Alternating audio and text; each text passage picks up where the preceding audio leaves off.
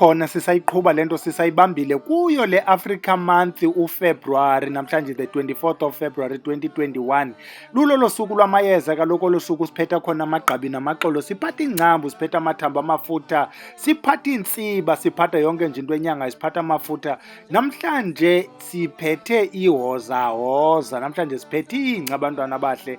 Abanye xa kuthethwa ngehozahoza bacinga ngalaa migubo yemikhando, hayi.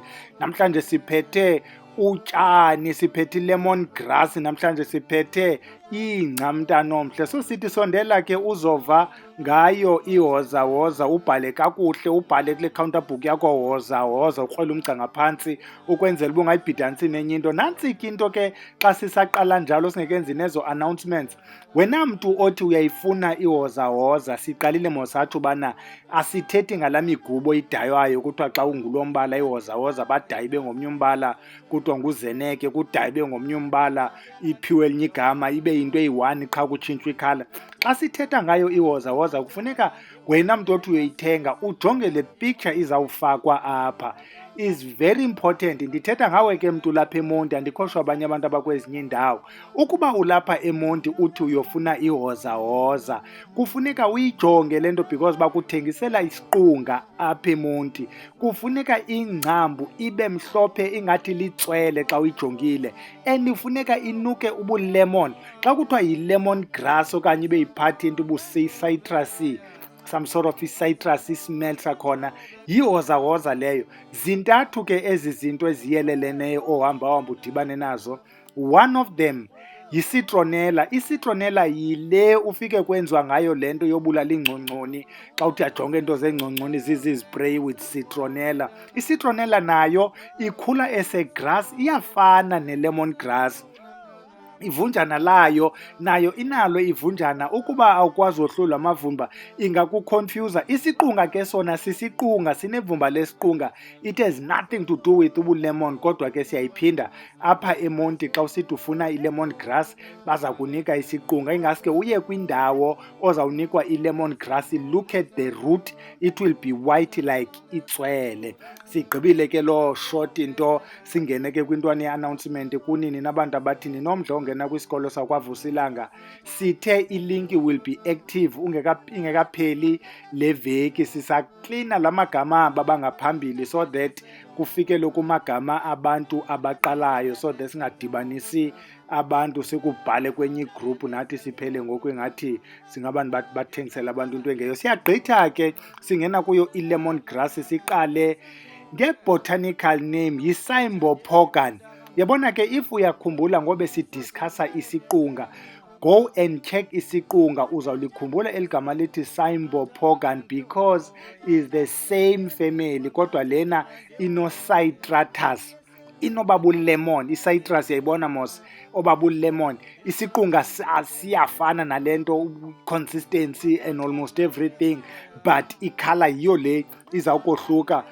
Just like i-citronella nayo izawufana. That's why it's not easy ukuzohlula xa ungazazi, ziyaconfusa. Xa ungumntu oyothenga ke evenkileni uthengiselwa loo nto ikhoyo. Xa ufika kule venkile ka-my friend uthi ndizocela ilabatheka, unikwa into efana nayo. Uthi ndizocela umthole, kungqusha into ebomvu, unikwa uphume uhambe. So ingaske xa usiya kwezi ndawo uye kwindawo eyaziyo uba i-credible, okanye uthenge emntwini owombayo, udibana nomntu owombayo uthi ndicela undiphathele uhozahoza lona uyingca. Bathi yenzani ke le Cymbopogon citratus ke ngokwaphayana ezincwadini? Number one, bathi le nto iyayireliva i-bloating. Yabona ke besithethile nge-bloating phaa esikolweni, but sathi we are not discussing amayeza, besidiscussa what relieves i-bloating nje oyifumana nasecala kwendlela. Bathi ke okwesibini iyayincedisa into yokureliva i-pain. Wena mntu uthi une-pain, umngcunube ke wena mntu owaziyo umngcunube nawo uzukhe uzame for pain because i-aspirin okanye i-disprin iphuma kuwo umngcunube. Mhlawumbi sawuke siwuncokole ngenye imini udibanise zonke izinto ekuthiwa zenza i-pain. Ikhona ke nenye into ephuma ubisi, ndisalibele nje igama layo. Laa nto iphuma ubisi is also a weed. It looks more like dandelion but a taller version. Iyanda yona ibende, iphume elabisi. Elabisi bakhe bali-extractor bathi ipain i-reliever closer to morphine, khawuhambe kuyo-extractor ke wena uzenzele i-morphine ube ngulo mntu uphila yi-morphine. Iphinde ke le nto incedise ukubhusta i-red blood cells. Uzawubona xa sesincokola ngokubana zeziphi izinto ezikhoyo kuloo wozawoza, uzawubona uba kutheni incedisa i-red blood cells. Abantwana besikolo ke abafunde ibhayoloji bayazi uba i-red blood cells kufuneka kubekho i-iron amongst others, because yiyo le encedisa kwi-hemoglobin, litsho igazi lihambe, i-oxygen rather ihambe. So xa ungenayo i-red blood cells kuzawuthi anemic, kuthiwa ke iyayincedisa ke loo nto uba ungabi anemic. Iphinde le nto inguwozawoza xa uyiphunga, yonke le nto siyincokolayo, I forgot to mention uba uyenza iti, uyayibilisa, you just take few roots, not ingca the top part, the root. Yazi le nto yongazazi ezi zinto, you go buy isiqunga bakuthengisele ingca le nto yofulela, kanti thina we need the roots. Nalapha ke sinida i-root, just like we also use i-root naphaya kwi-citronella. Uyayiphunga le nto, kuthiwa it assist oral health. Utsho noba ukhange uyifumane into exukuxa, mhlawumbi wena ubuyolalisa beniye kuloo mfukamo, beniye kuloo ndawo yenza uba ungabikho zi-toothbrush, ukuba unayo leti uzifudumezele nje, iyayincedisa le nto oral health. Baphinde bathi i-cholesterol noko iyayizama. Abantu abazaziyo ke izinto bazawuxeba i-cholesterol, kukho good and bad, ile fat, la mafutha akhoyo in your blood system kanye kwi-blood stream. So kuthi iyayincedisa laa nto bana ithobe le cholesterol ekuthiwa i-bad. Nantso ke le nto baphinde bathi iyayincedisa nokupreventa infection. We can't think of infection either than le sinayo ngoku eyi-COVID. Yayibona mos le COVID into yenzayo, iyakufumana le nto, you lose ismell, you lose yonke into, ube ne-pain, ube ne-headache, yonke laa nto. So you've got infection, so you need into eza kubhusta ukuba le infection lena noko ibe under control. Uzawuqhuba ke ezo galiki zakho nee-lemon nee-ginger nee-cinnamon ukuthi ufake nayo i-lemon grass as part of your concoction. Kuba sizama impilo, xa sizama impilo sigibisela kwanto enokwazi ukusinceda. Sithi ke le lemon grass ngokophando lwabantu abafundileyo bathi inovitamin A. Siyamkhumbula uvitamin A ngulo kuthiwa i-retinol, uyasincedisa amehlo, simfumana phaa kwikherothi kakhulu ukweza uba amehlo akho angafana lakabhele. Baphinde bathi no-vitamin C. I-vitamin C ke yakhe yabizwa i-supervitamin kudala, because kwafumanisa uba i-vitamin C inceda kwiinto ezininzi from your skin, incede ne-absorption yezinye ii-vitamins, iphinde incede ne-clotting process. Uyeke le nto bleeda, into engenamva namphambili, i-vitamin C ibe yi-antioxidant. Le vitamin C ikuncedise nokulwa infections ezithile, particularly common cold and so on. Iphinde le nto ibe nezinto kule nto kuthiwa yi-folic acid. Abantu abakhe bakhulelwa ngabo ikakhulu abaye babone benikwa i-folic acid ne-iron sulfate, banikwa ezi zinto zokupromota igazi. Ibe ne-magnesium, ibe ne-zinc.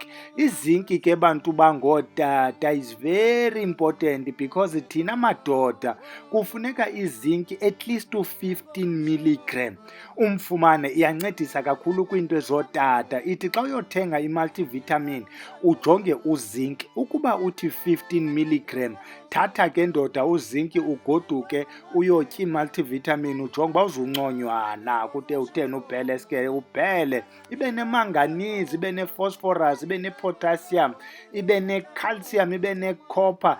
Inazo ezi zinto iwozawoza. Sithetha ngale lemon grass which is unassuming.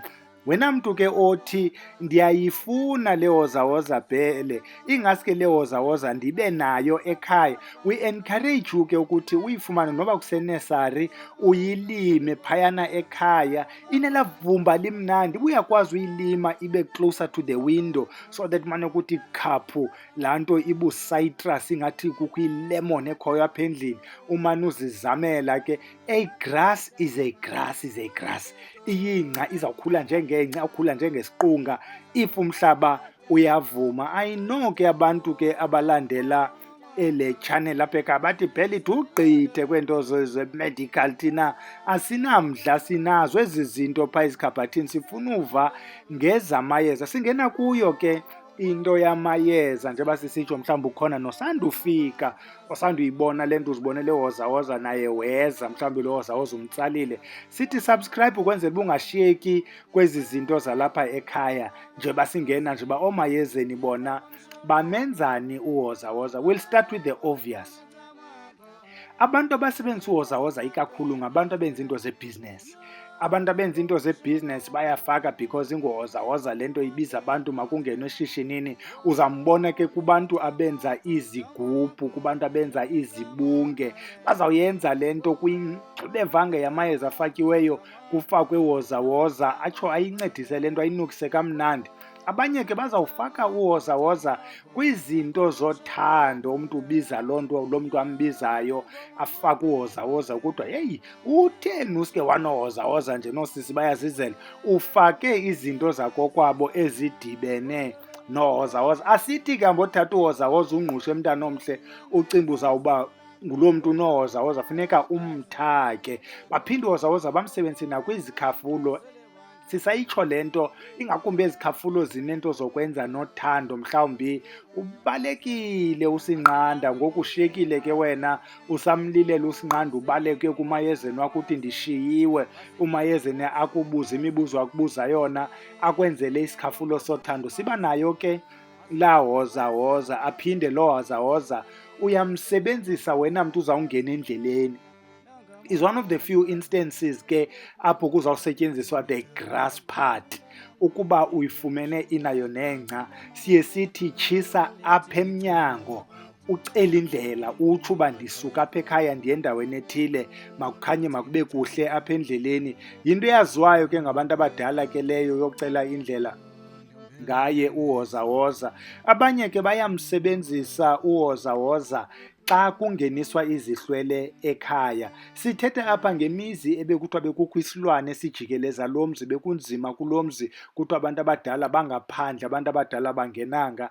Kuthi xa kugqitywa kukhutshwa ubumdaka apha phakathi kwekhaya, we repeat le nto sasiyithethile. Wena mntu ke onomdla kule nto kuthiwa kukubethelela ekhaya, we argued a point and we still continue to argue ukuthi xa uyobethelela emzini, if uyobethelela ukhupha isilwane, ingaske uyigqibe into enjenge-3 days. Asithi 3 days uhleli phayana, kodwa u-3 times at least ufuthise abantu balapha, uchele apha, uqhumise apha, utshintshe amayeza, because kaloku xa kungakhange kuyohlolwa kwaziwe ukuthi le nto yenziwayo apha yintoni, ezinye ziyarhubuluza, ezinye zihamba ngeenyawo, ezinye ziyabhabha. These are 3 types zezinto esidilishana nazo kule mizi. So amayeza akho kufuneka uwatshintsha-tshintshe, abe khona la jongene nezi zirhubuluzayo, ajongene nezi zihamba ngeenyawo, ajongene nezi zibhabhayo. So uthi xa uyigqibile ke loo nto leyo uphinde kulo mzi ufake ke ngoku intlahla. Andithi ngoku bugxotha, xa ugqibile ke ngoku after, yabona xa seyisenziwa le nto kakuhle mhlawumbi ithatha i-5 days okanye ke u-5 times, siyashortcutha mos kuyaphangelwa ngoku. Lo mntu uzosetyenzelwa apha kokwabo ungumntu osuka kude, uphangela kude, ngoku kufuneka yenziwe yonke le nto ibe yiloo marathon, if you know what I mean. So kufuneka ke ngoku kusetyenziswa amayeza ukuba makungene okuhle phakathi kweli khaya. Then uwozawoza asetyenziswe ke ngoku kungenisa isihlwele phakathi kwekhaya, because kuthiwa ezihlwele bezingekho. Abanye ke abakwazi uwadibanisa la mayeza baza kuxela ngento ekuthiwa ngootshani bezwe, ayafakwa nabo ootshani bezwe. Abanye bazawusebenzisa nayo imiphafa, kudityaniswe kuyo yonke le nto, kwenziwa amayeza okungenisa abantu abadala phakathi kwekhaya. Ininzi ke le nto, ininzi, siyichazile eninzi, asifuni uhla ngayo kakhulu because abantu bayakhala bathi heyi iividiyo zakho tata uBhele zibande, noko lena sithi mayingabinde. Siyayeka ke iyalala, sizawudibana Saturday, siyaqhuba ke nesikolo phayana Saturday ngo-6 PM kuZoom. Sithi nawe ke mntu onomdla wosijoyina isikolo, mhlawumbi bupractice uZoom i-online ukwenzela uba xa sowufika esikolweni ungasokoli kakhulu. Sithe siyekile ke iyalala camakho.